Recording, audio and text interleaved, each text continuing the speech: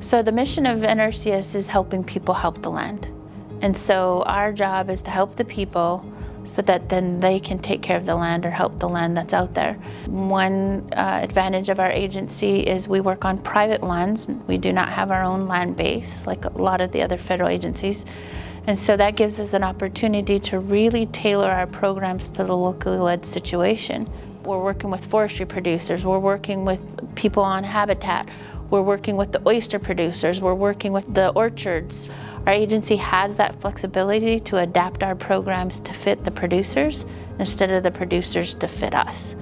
And gives us an opportunity to really have that flexibility to tailor it site specific.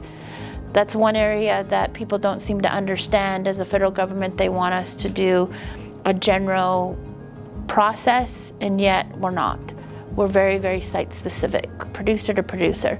We look at their soils, we look at their plants, we look at what they specifically have going on in their operation, and we tailor our practices to meet what's on the ground. But our programs kind of work in three legs. Our first leg is to help fix it.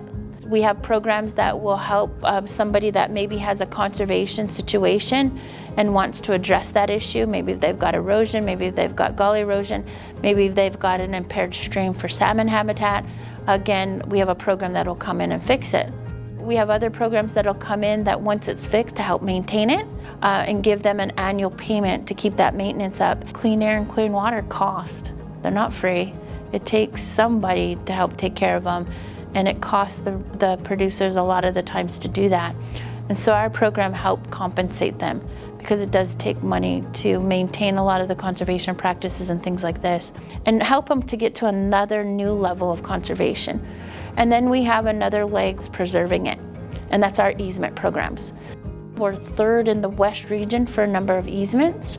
And of course, we're right behind California and Montana, and we should be. They're big states. For a small state, we've got a lot of easements. And again, that's all happened with partnerships. And again, the districts being key to that, the commission being key to that. We provide not only technical training, but we also provide inner skills training and different things like this. And we do make that training available to our partners. We provide training in wetlands and forestry and range and soils, and all of those kind of trainings are out there.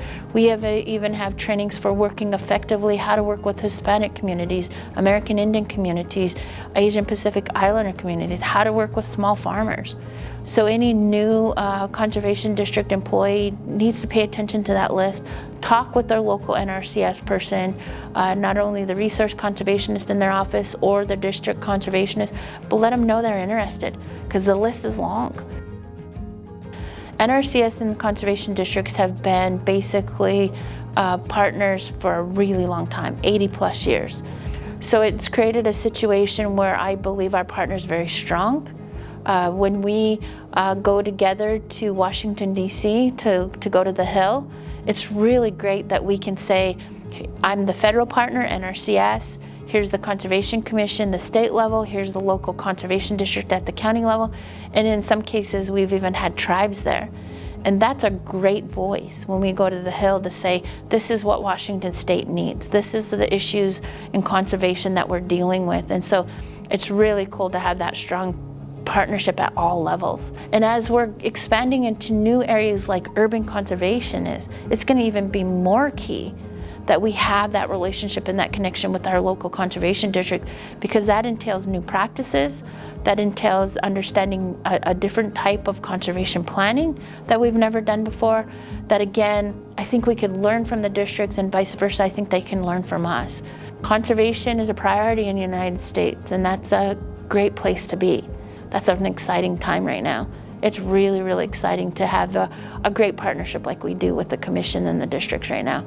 I can see it only getting stronger and getting better with the tremendous opportunities that we have to do this together.